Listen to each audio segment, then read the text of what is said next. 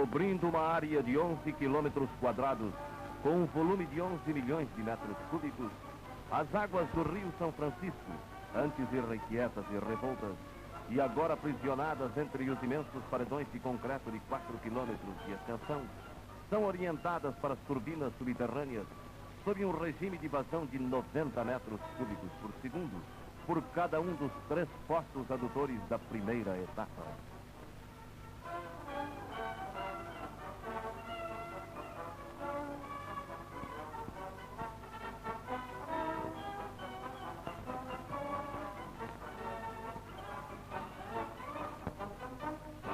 Assim precipitadas, imprimem um movimento de 200 rotações por minuto às turbinas de 83 mil cavalos. Movimento este que é transmitido aos geradores de 60 mil kW por intermédio deste enorme eixo de acoplamento de 25 toneladas. Não seria absurdo chamarmos de eixo do progresso, pois sem ele não teríamos a energia hidráulica transformada em energia elétrica, que após passar pelos transformadores, chaves automáticas e chaves de manobra, corre por sobre as torres ao encontro dos consumidores nordestinos que há tanto a esperavam.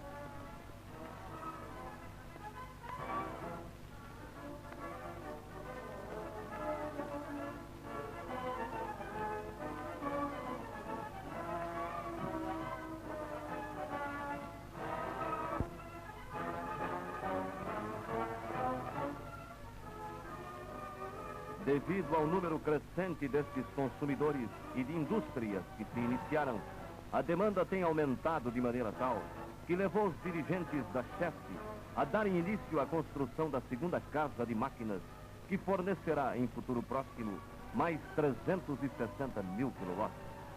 Numa região de topografia irregular, foi feito um movimento de terra de mais de 76 mil metros cúbicos para se conseguir uma plataforma de cerca de 25 mil metros quadrados, na qual foi logo iniciada a perfuração de 11 poços constantes do projeto, cuja execução ora se inicia.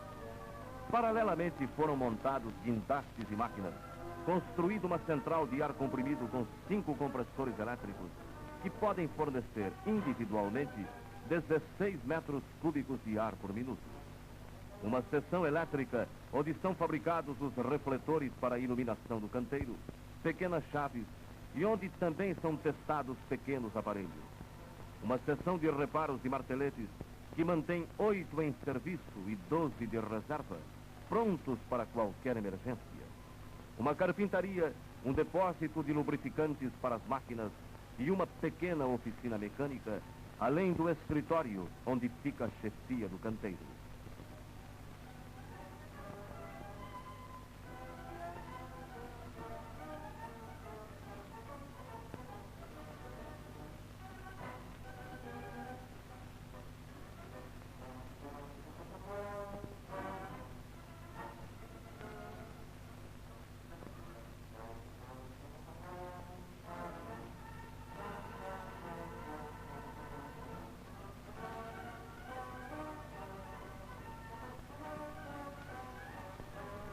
Com o fim de atender às concretagens que no futuro serão feitas, foi iniciada a montagem desta gigantesca central, que fará a mistura do concreto com a pedra britada, proveniente da central de britagem, da qual vemos também em fase inicial de montagem o imenso tubulão com os seus 85 metros enterrados.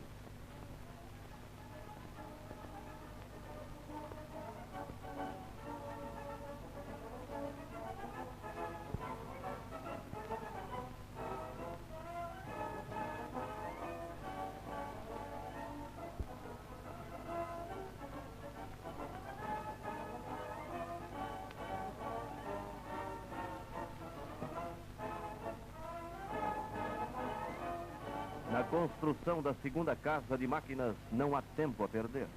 O consumo vem aumentando dia a dia e os operários, sabedores da tarefa que lhes fora confiada, trabalham. Os carpinteiros fazem formas, outros montam-nas nos locais.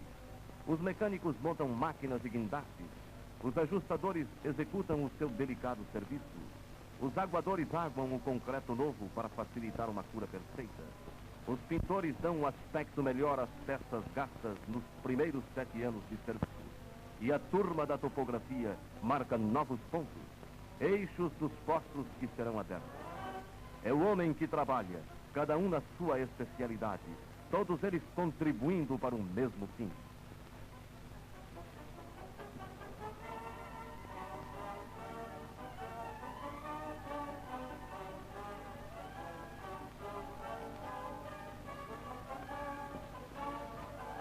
Para a absoluta certeza do rendimento das espoletas e com o fim de elaborar um programa de escavação conveniente, o engenheiro Domingos Marchetti, consultor técnico da companhia e especialista em serviços de perfuração de túneis, fez realizar uma experiência com as espoletas elétricas de tempo.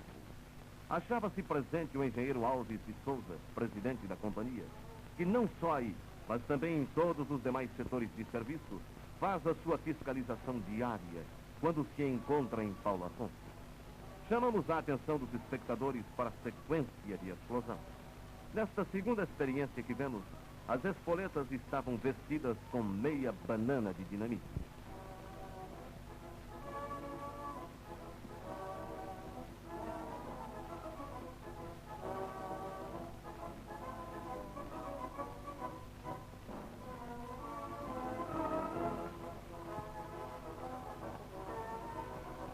No dia 2 de julho, após a missa celebrada no canteiro pelo capelão de Paulo Afonso, foi iniciada a escavação do primeiro poço. O serviço de escavação é feito manualmente até o descobrimento da rocha, momento em que entram em ação os marteletes. Vejamos agora a sequência completa de todos os serviços necessários para uma detonação, que arranca em média 60 metros cúbicos de material rochoso compacto, o que vale a um avanço aproximado de 2 metros na profundidade do poço. O tempo necessário para uma furação é, em média, 2 horas e meia. São 68 furos de 3 profundidades diferentes, de acordo com o local determinado pelo esquema. Esses furos, todos somados, dão um comprimento total de 140 metros, equivalendo a um avanço de 93 centímetros por minuto para os 8 marteletes, que assim avançam, individualmente, 11 centímetros e meio em cada minuto. A maior parte desses marteleiros é a mesma que escavou a primeira casa de máquinas. São homens acostumados a este serviço, com prática assegurada nos 70 mil metros cúbicos de rocha arrancados na primeira etapa.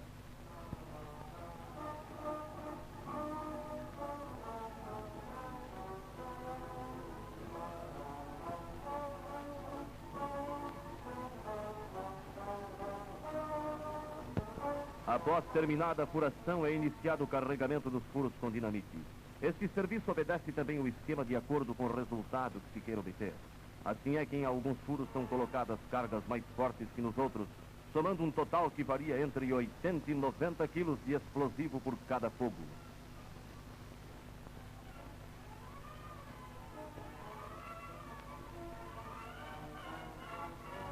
Depois de apertadas as cargas com soquetes de madeira, são feitas as ligações das espoletas, serviço este que requer muito cuidado e atenção. Mas o cuidado não é somente aí. Estende-se também na superfície a céu aberto. A proximidade da aparelhagem da subestação da primeira etapa obriga o dirigente do serviço de detonação a tomar precauções para evitar que algum estilhaço de granito, ao desprender-se com a explosão, atinja os isoladores, uma chave ou mesmo uma bucha de um dos 10 transformadores. E esta precaução consiste numa rede metálica de cabos de aço cobrindo a área a ser detonada, e ainda por sobre esta rede são colocados pranchões de madeira pesada.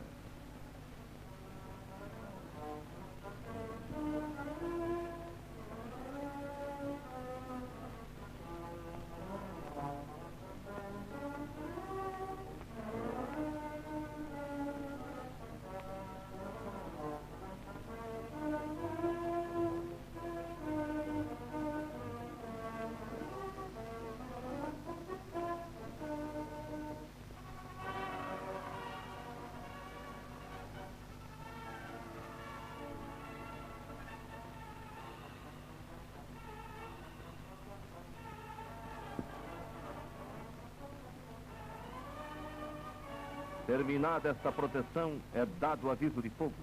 Todos se retiram procurando abrigar-se, embora não seja tão perigoso. Mas, como diz o adágio popular, seguro morreu de velho. A ordem de ligar é fechado o contato por uma chave elétrica e as cargas explodem. Reparem os senhores espectadores como são abalados os pranchões e a poeira levantada, apesar do material detonado ser rocha granítica pura. Detonações como esta representam os passos do Nordeste em busca da sua independência. O encarregado agora se aproxima e, após a retirada dos pranchões e da rede, manda avisar no escritório o resultado do fogo. Há detonações que, pelo aspecto do material arrancado, pode-se avaliar com bastante aproximação se o rendimento do fogo foi satisfatório ou não.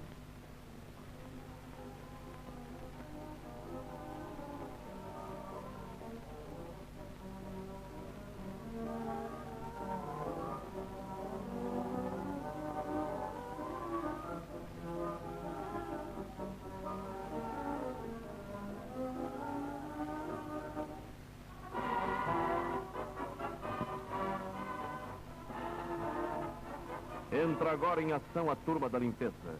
O material detonado é pegado pelos guindastes, colocado nos transportadores Curling e levado para os britadores ou para aterros com o fim de aumentar a área da plataforma. Mais uma vez chamamos a atenção dos espectadores para as proporções desta máquina com o seu operador.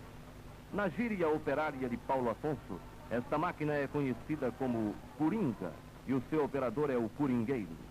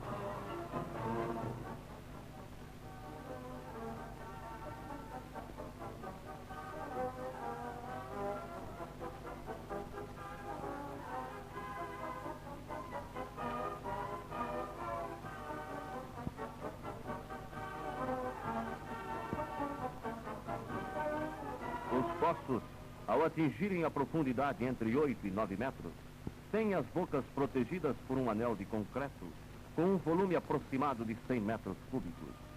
Nestas cenas, apreciamos a colocação da forma metálica para a concretagem da segunda camada de um desses anéis.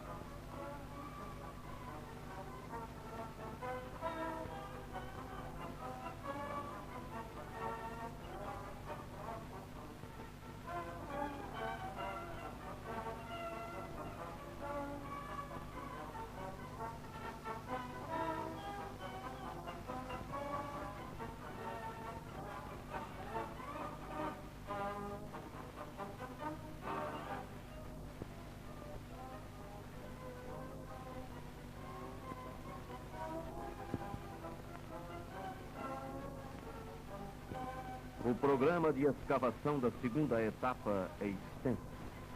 Serão perfurados 11 poços, todos com 80 metros de profundidade, sendo 6 adutores, 2 chaminés de equilíbrio, 1 para descida de material e 2 onde serão instalados os elevadores que servirão à sala das máquinas, a ser escavada no subsolo, medindo 108 metros de comprimento, 25 de largura e 30 de altura, no ponto de flecha máxima da abobada. Há ainda a escavar 2 túneis de descarga com cerca de 180 metros de comprimento por 10 de diâmetro. Em números redondos, a escavação total atingirá a casa dos 120 mil metros cúbicos, volume suficiente para cobrir toda a área do Maracanã com uma camada de 1,5 metro de altura.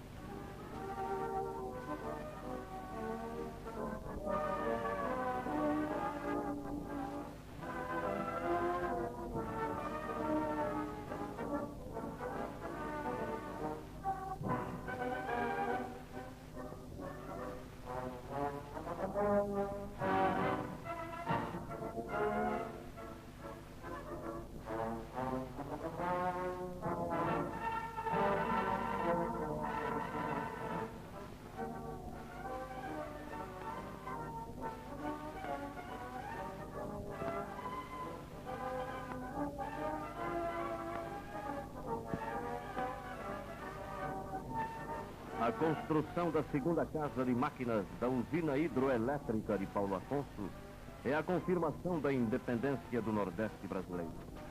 É a segunda arrancada em busca da meta tão visada, o desenvolvimento econômico de uma região privilegiada pelas suas fontes de riqueza, à espera da energia para que possam ser exploradas.